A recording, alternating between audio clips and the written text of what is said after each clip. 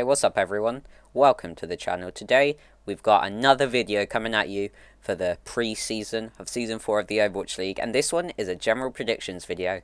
Through this video we're going to be covering most improved player, most improved team, dark horse team, the East winner, the West winner, the Grand Finals winner, Rookie of the Year and MVP for Season 4 of the Overwatch League. These are my predictions. They could be way off, they could be on point. You never know with this kind of thing. Don't take it as scripture, because it's really not set in stone, even 1%. If you enjoy what you see, make sure you subscribe. If you're from Reddit, please subscribe and check out my other videos, because I know many of you just watch the one video and then move on. Please check out my channel, it's really awesome. Videos like this every week, and let's get into it. So starting things off with most improved player, I've gone for Closer. Now, Closer has had a few poor years. He started in London and then moved to Dallas, where he didn't find much success. He looked alright on Dallas when he started playing, but then got replaced soon by Paintbrush, who I think was for the shot calling and not the skill. But Closer now is going on to the Washington Justice, which is considered to be a top team next season.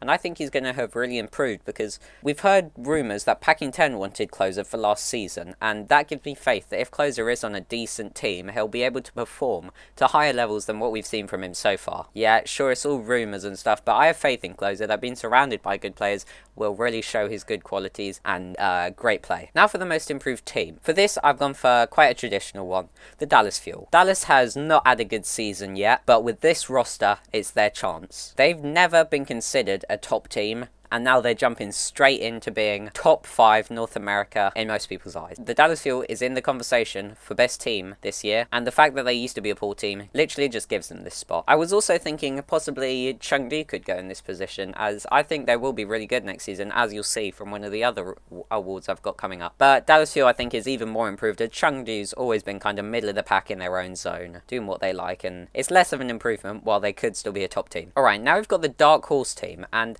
for this, most people would say Boston or Houston, and I agree with that, but I'm going to say it's London Spitfire.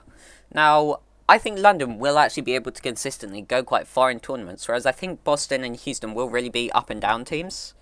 London, I feel, will give us the consistency that a dark horse team really needs, being underrated going into the season and then consistently performing at a higher level than what we thought they would be. Plus, these guys are from EU contenders pretty much, making them a dark horse, as we don't really know how EU contenders stacks up against the rest of the league. Alright, now on to the big ones. The winner of the Eastern region. For this, it's a pretty obvious one, Shanghai Dragons. I think this position is undisputed for them. Sure, Seoul and Philly and even Chengdu or New York could rival these guys, but for the majority of this season, I think we're going to see Shanghai number 1. The lack of them picking up any contenders talent does sort of worry me, as I'd like to see more players come into this team. Same with San Francisco Shock, but I don't think that will be a huge issue for Shanghai Dragons, as they always find a way. Now for the winner of the West region. If you've seen my power rankings, you won't be shocked by this. If you haven't, you'll be extremely surprised. I've got the Washington Justice. Now, these guys' team is just stacked on paper. Seriously, at DPS and tank, they have a 10 out of 10 roster.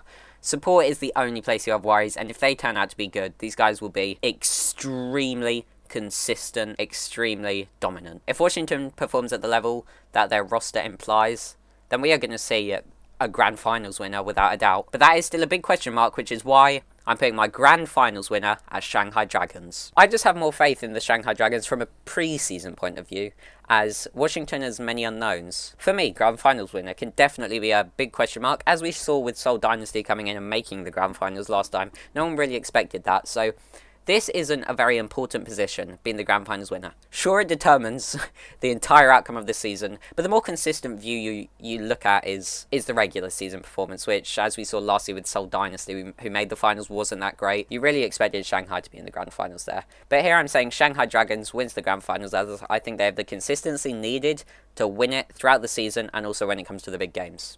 As long as they don't get screwed with a random meta again. Alright, now everyone's second favourite award, the Rookie of the Year. For this one, there's many people it could be. It could be Mag, it could be Assassin, it could be Muse, it could even be Pelican. But I've gone with Gaga. Now, Gaga's a main tank coming in for the Chengdu Hunters, and I have a lot of faith in him.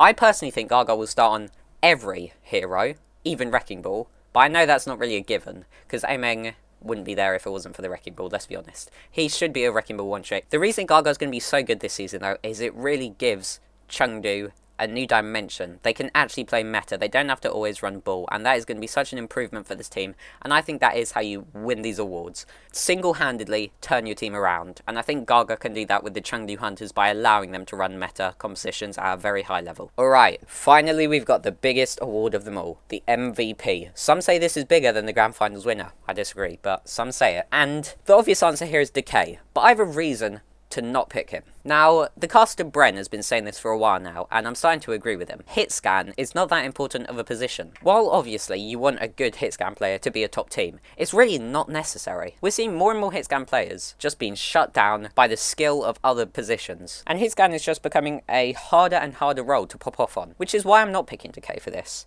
Instead, I'm going with an off tank. I'm going with Fury. This will be Fury's 4th season in the league, and my god, he deserves some sort of consistency award. He has been a top tank every single season he's played. Season 2, when London did not look that good on GOATs, he was popping off. Season 1, he propelled them to be the great team that they were. Season 3, on the Philadelphia Fusion, he was by far one of the top players on that star-studded roster. And now I think it's time, on the Washington Justice, a truly competitive team going for the top spot. I think Fury will really show how good he is at the game and how much he can carry and put the team on his back on such a powerful team. Thanks so much for watching the whole video. I hope you enjoyed it. I'll see you in the next. Make sure if you liked it, you like, comment, subscribe and share. Please check out my other videos, and thanks for watching. Goodbye.